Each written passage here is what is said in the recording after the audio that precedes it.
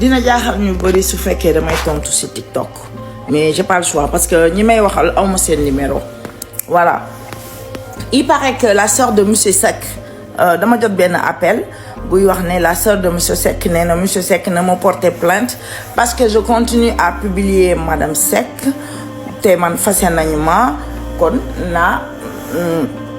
monsieur Seck porter plainte bi lay xaar monsieur Seck fasewu ma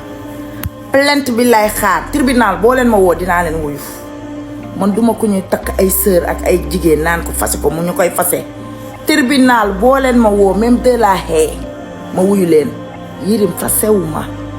waxul ma dégg fase naa la sama papa boobu ngeen wax da koo woo ne ko fase na ma fasewu ma sëy bi da ngeen koy lekk wala ngeen wanaas ko di ngeen ko wan na sëy bi tasul sëy bi fasewu ma xanaa tey jii ngeen ko tegaat pression pour mu ne dafay fase Yérim fasewu ma damay sëy bi maa def madame Seck maa tay def leen plainte internationale def leen plainte Interpol ngeen ne sama sëy engagé wu leen yëgoo leen ko moom ci ngeen ci waree maanoo ba may takk tàgguwu leen di ba may takk tàgguwu leen Yérim na yëkkati téléphone ne ma ngóone may naa la sa baat loolu laay xaar na ko yëkkati na ko def lu muy xaar yéen lay ñëw di leen jox ay doli prendre naan fase naa ko Yérim moo ma takk moo organisé sama takk moo takk sëy bi bis buñ koy tas mooy woowaat ñi mu woowoon te ma yor seen ay coordonnées ci kanamu juge wala yéen déggoo leen ni ma wax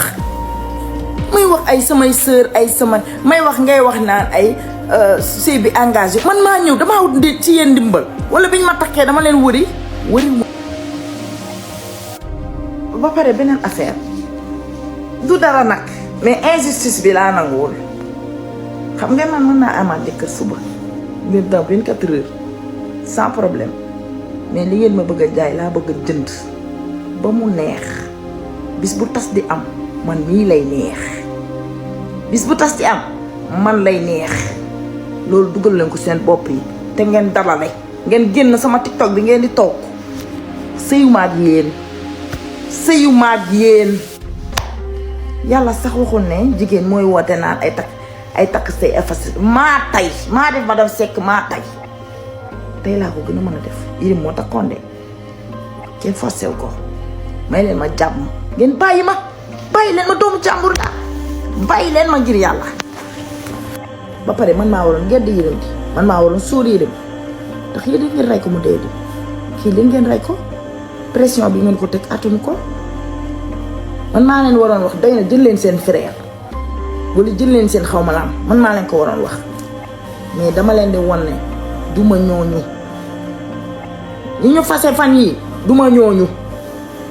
wax bu yegg nag dafa ko moom bàyyi leen ma te ngeen may ma jàmm may leen ma afia